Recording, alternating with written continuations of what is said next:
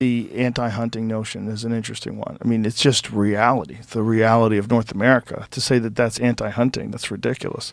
That's just reality. It's just the market hunting thing is well documented. I mean, particularly in regards to the buffalo. When you see bison skulls stacked on top of each other, anybody that doesn't think that that looks absolutely hideous and horrific, like how did they get so far gone that they thought that was okay? Yeah, I mean, and at the same time that was happening, I mean, we were taking out, I mean, this is one of the ones that stuns me. Passenger pigeons, the most numerous bird, not just in North America, but in the world. We think there may have been 10 billion of them at one point, had been in North America for 15 million years. Those birds couldn't survive 400 years of our presence. It's amazing. Once we arrive, they can't last. I mean, they only last about 300 years after we arrive. How did they kill so many of them before they had firearms?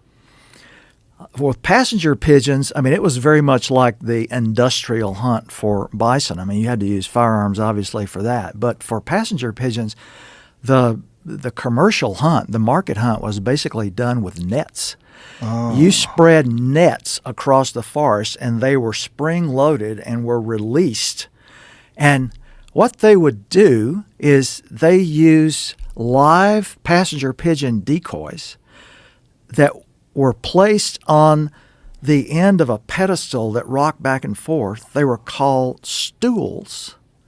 And so the passenger pigeon decoy was referred to as a stool pigeon. Wow. And so that's where that comes from. That's where it comes from. What did that look like? Can you see if you can find an image of what that looked like?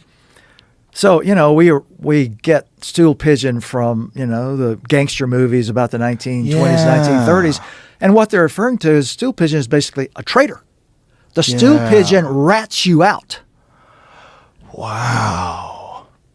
And so this was all market hunting as well, the passenger pigeon. Yeah, it was market. I mean, people don't think of pigeons as being a food source, but that is really what they were. Yeah. So this pigeon is secured in place somehow? Yeah. Is that what it is? Its feet are attached to the stool.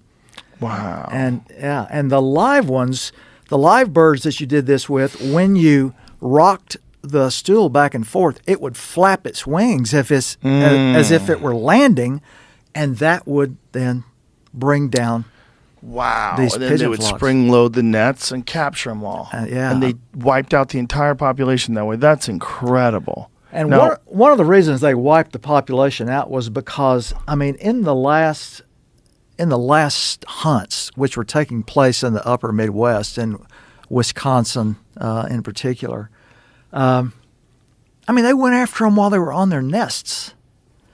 So why were they so prized?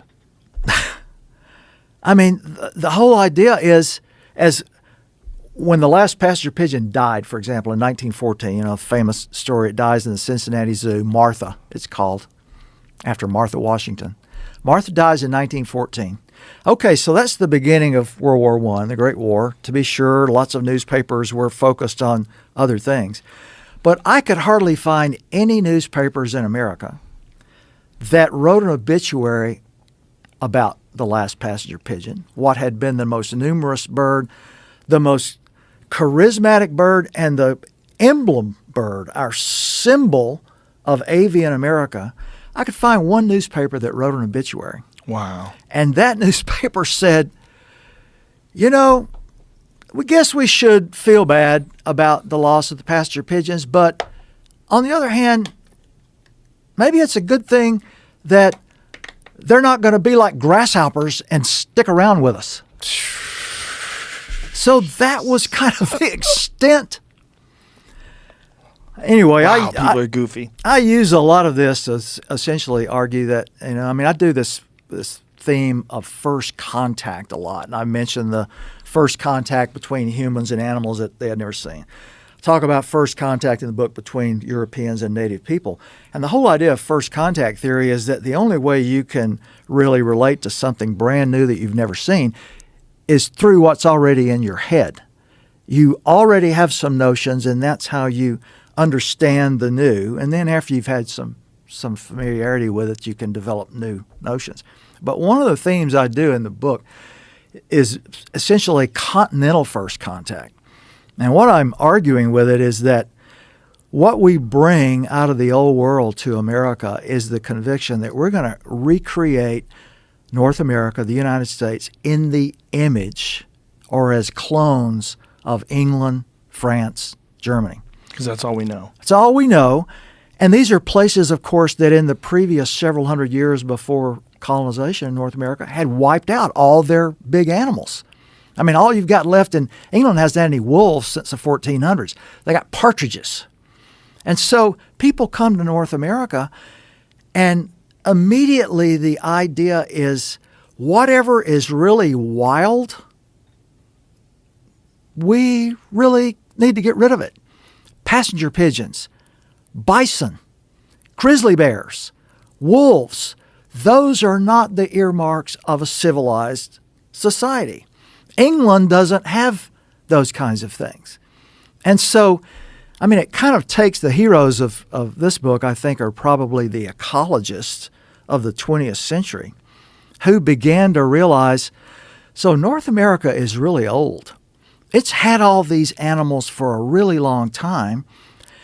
And all these ideas out of Europe, actually, they're not based on science. They're based on just old folk traditions out of this herding kind of culture. So we've got a chance to do something new here, and we've created this vast public land system in North America. So we actually are able to get to have all these big charismatic animals if we just wake up in time. I mean, it's Aldo Leopold, really, who sort of is the advocate for this more than anybody else by the middle of the 20th century. He's arguing that we need to do an American thing, not just try to make the United States into some version of England, because as Henry David Thoreau had famously said back in the middle of the 19th century, he was reading the accounts of the first Europeans to get to Massachusetts, seeing all these creatures in huge abundance. 200 years later, 1857, he's sitting there in his study and realizing, I don't get to see any of this, really. And he writes this incredible passage in his journal in March of 1857, where he says, I realize it's like going to a symphony